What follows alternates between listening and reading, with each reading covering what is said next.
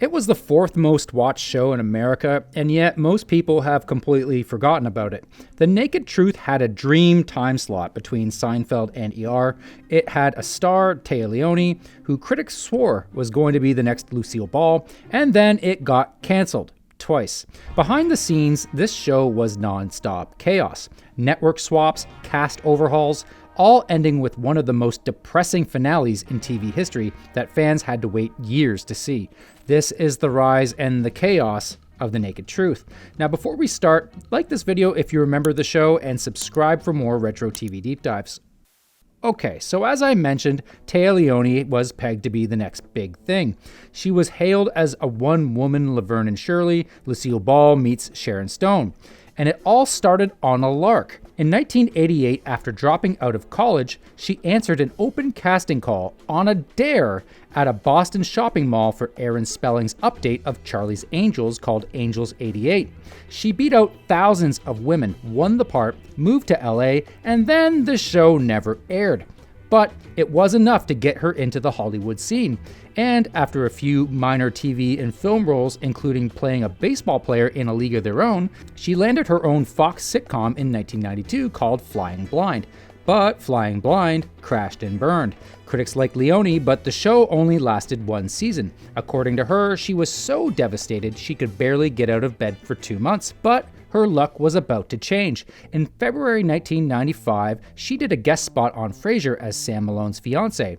And then in April, Bad Boys hit theaters, with Leoni playing the female lead opposite Will Smith and Martin Lawrence. That movie was a smash hit, grossing over $140 million worldwide, and all of a sudden, everyone wanted to build a show around Téa. And the guy who got to do it was Chris Thompson. Thompson's claim to fame was creating Bosom Buddies, the 1980s cross-dressing sitcom that gave Tom Hanks his start. His vision was to have Leoni play a classy woman trapped in messy and embarrassing situations, much like Lucille Ball did decades earlier. The show that ABC greenlit was called Wild Again, with Leoni playing Nora Wilde, a Pulitzer-nominated photojournalist who divorces her rich, cheating husband and refuses the settlement out of principle.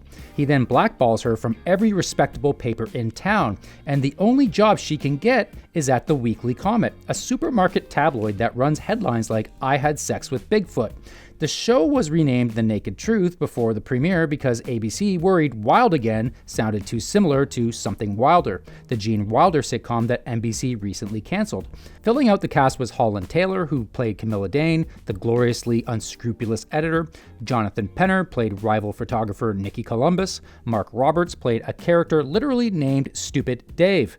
And Nora's best friend and former stepdaughter Chloe was played by a young theater actress who I can't unsee as Michael Scott's One Who Got Away, Amy Ryan. And finally, the legendary Tim Curry played the Weekly Comet's owner. The Naked Truth premiered on ABC on September 13th, 1995, Wednesday at 9:30, after Grace Under Fire, which was an absolute powerhouse until it imploded. Anyway, in the pilot, Nora steals Anna Nicole Smith's urine sample to run an unauthorized pregnancy test. And that was the start of an onslaught of celebrity cameos. Tom Hanks appeared in episode 2 with his fly stuck open while Nora danced on a restaurant table taking pictures. Betty White graciously posed for a photo, then shoved Nora out of a moving car. Bob Saget got photographed leaving an adult movie theater. Sheryl Crow, Rob Lowe, Suzanne Summers, the guest list was absurd. And while critics weren't completely sold on the show, they were in love with Leoni. Entertainment Weekly's Ken Tucker gave the show a B and called Leoni a one-woman Laverne and Shirley. But despite her critical acclaim, she was a nervous wreck on set. She'd been through a few TV failures at this point and desperately wanted this one to stick. Apparently, it got so bad that an air sickness bag was kept just off stage when she filmed. And maybe that wasn't a bad move because early on, there was some turbulence brewing. To start, the show didn't mesh well with its lead-in. Grace Under Fire was a meat and potatoes family sitcom, and The Naked Truth was a weird celebrity skewering farce airing right after it, Oil and Water. And because of that, the audience didn't stick around after Grace Under Fire. There was a 13% drop-off, which, is not good. But still, because Grace Under Fire was a top show, even with that drop-off, The Naked Truth was a top 25 show in the country. And for that reason, it seemed like an automatic renewal for a second season. But that's not what happened. After the season 1 finale aired February 28, 1966, ABC put the show on hiatus. It wasn't canceled, they just didn't know what to do with it or what show to pair it with. And according to Leoni, the enthusiasm from the network was just kind of gone. She said it felt like being the unwanted child. And watching all of this unfold in the shadows was NBC. NBC had been following Leoni's film career, knew she was a rising star, and saw an opportunity to pounce. And this was super attractive to both Leoni and the show's producer, Brad Gray. NBC was the #1 network, the home of must-see TV, and The Naked Truth would be placed in the single best piece of real estate in television, Thursday at 9:30 after Seinfeld and before ER. So even though ABC ultimately offered to renew, according to Leoni, Gray said, "Screw it, we're going to NBC." And with that, Leoni signed a 5-year contract with the network.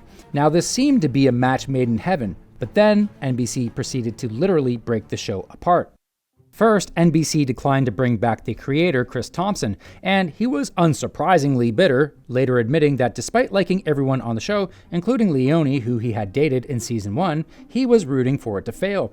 Then NBC replaced the entire writing staff and handed the show to Jay Daniel from Sybil and a new head writer and executive producer named Maya Forbes from The Larry Sanders Show. And finally, NBC changed the show itself. They brought in Cheers royalty George Wendt to play Les Polanski, a meatpacking heir who buys the comet and decides to make it respectable. Holland Taylor's Camilla got demoted from editor to gossip columnist. Nora went from paparazzo to advice columnist. And Stupid Dave was now just Dave. NBC president Warren Littlefield said that the ABC version's language was off-putting. Basically, they were sanitizing the show so it would fit better between Seinfeld and ER. And it seemed to work. The overhauled The Naked Truth premiered January 16, 1997, replacing Suddenly Susan, which had moved to Mondays. And the numbers were massive. 27.9 million viewers tuned in on average in the first 2 weeks. It was the #4 show in the country. So everything seemed to be looking up. But despite all the changes, the same issue that dogged it at ABC was back again. It was bleeding viewers. The Naked Truth was losing about 17% of Seinfeld's audience, worse than the 14% Suddenly Susan had been losing the year before. So despite being the #4 show in the country, it was actually underperforming. And the reviews didn't help. The Deseret News called the new version homogenized and pedestrian, arguing NBC had stripped out the smut and essentially its spirit. The New York Daily News pointed out that NBC had literally swapped one sitcom about a young, single, beautiful print columnist for another sitcom about a young, single, beautiful print columnist. In other words, the show, with all the changes, had become nothing special. And then came the beginning of the end. In mid-April 1997, with one episode left in the season, NBC pulled The Naked Truth from its primo Thursday slot, moving it to Wednesdays so it could launch Fired Up in its place. And that final episode was a disaster, even though it shouldn't have been. Here's why. In the weeks leading up to the finale, Leoni had been dating David Duchovny. That attracted a ton of media attention. They were one of the most photographed couples in America. And the finale leaned into that real-life relationship with Leoni's Nora and her editor facing a massive libel lawsuit after their tabloid publishes a sensational story about, guess who, David Duchovny. When they refused to reveal their secret informant to the court, the judge sentences both women to jail. And a week before the episode, Téa Leoni and Duchovny got married after just 8 weeks of dating, which was the top story in entertainment. That should have brought a ton of eyeballs to the finale, right? Wrong. NBC had parked the show for a month, allowing it to go cold, then moved it to a new Wednesday time slot. And apparently nobody got the memo. Only 6.97 million viewers tuned in, down from over 22 million the previous episode. Now this could have just been written off as an anomaly, bad marketing, bad timing. They could have given the show a chance to pick up where it left off with a new time slot, but instead, NBC blew up the show again. For season 3, the show got its second full retool in 2 years. Camilla quits the Comet to run a rival tabloid, the National Inquisitor, and takes Nora and Dave with her. And the entire supporting cast was overhauled. George Wendt was gone, Jonathan Penner was gone. In came Chris Elliott as Bradley Crosby, the self-proclaimed illegitimate son of Bing Crosby. Tom Verica played Jake Sullivan, and Amy Hill played Suji.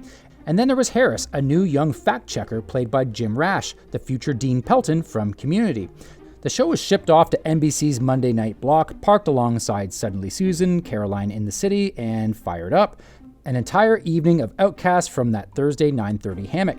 They called it Must-She TV, and nobody came over to she it.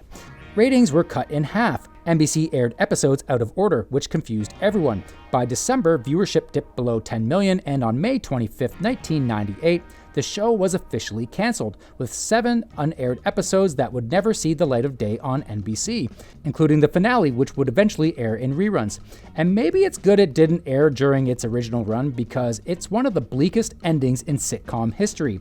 It was called Up, Up, and Away, and in the episode, the entire cast chases a Barbra Streisand wedding scoop in a hot air balloon. The balloon drifts off course and ends the episode lost at sea. They have no food, no water, and are basically left to die. Showrunner Michael Saltzman later said it was designed either as a cliffhanger or a fitting up-in-the-air ending for a series that never got a consistent shot. When asked about what likely happened to the characters, he said, "I suppose they all die at sea." Ouch. The Naked Truth ended with 47 aired episodes over 3 seasons, 2 networks, 2 cast overhauls, and Téa Leoni's third TV crash landing in a decade.